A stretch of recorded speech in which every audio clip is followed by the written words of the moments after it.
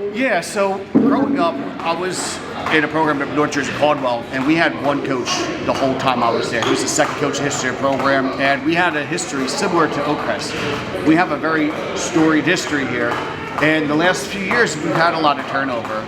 But I've been seeing this program grow since my kids were younger in the minis program, and I want to see this program get back to what it used to be. So my goal is to help be here long term, get us back to what we see on the banners in the wrestling room. I want to see Oakcrest have success again and get that name and history back.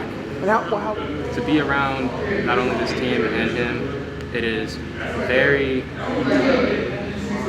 very heavy.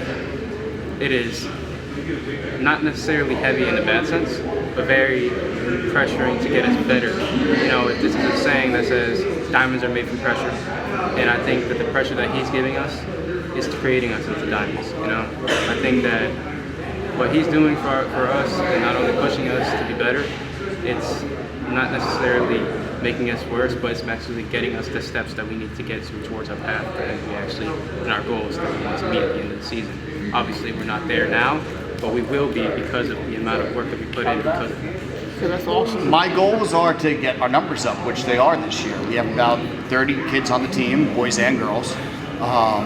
Keep them out, not just get them to sign up. Keep them out, keep them growing, get them to fall in love with the sport the way I did as a kid. We had our off-season program. We were in the summer working, trying to get kids out, trying to teach, and just focus on fundamentals. Bread and butter basic moves are win at the highest levels. If you get good at those, you have a lot of success. So just keep hammering that technique, hammering fundamentals, and keep working to progress. I feel as if Coach Lou is a very big change other than all the other coaches. He's not only raising young people to wrestle, he's also like preparing our future. I think that other coaches that were already in here with a lot of experienced wrestlers, that's why we weren't as good of a team for a while, but we are growing as a team and we are doing a lot of progress as far as in the practice room and everything, and I'm pretty sure, I think he's a very great coach as far as practicing in the room and being our head coach. I'd like to see us contend for our division championship this year. I think it's something that we can do. It's going to take some work. We're going to continue to have to work in this room, but we have a great coaching staff that's very committed and a great group of kids. I think we have that potential.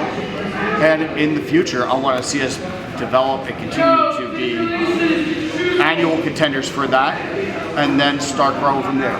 Qualify for the playoffs, and then I tell the kids all the time, goals are great, but what are you going to do along the way to accomplish those goals? So it's just about making reasonable, achievable goals to check off a list while we work for those bigger goals. From being around Mays Landing with the Predators and in the building for the last 8 years, I saw where this program was when my kids first got involved. I first got involved coaching Mays Landing to where it was at the end of last season. And I felt like it needed life, and need a little injection, and with that family and that goal of bringing us back in mind from where someone that knew where it was. And I've taught and coached some of these kids since they were in third grade, like a Gavin Gabriel, Keegan Santana, Mason and Joey Sanchez. Those kids have gone through our youth program. Now they're up here, and other kids like Gunnar Oliveri, I coached lacrosse for years.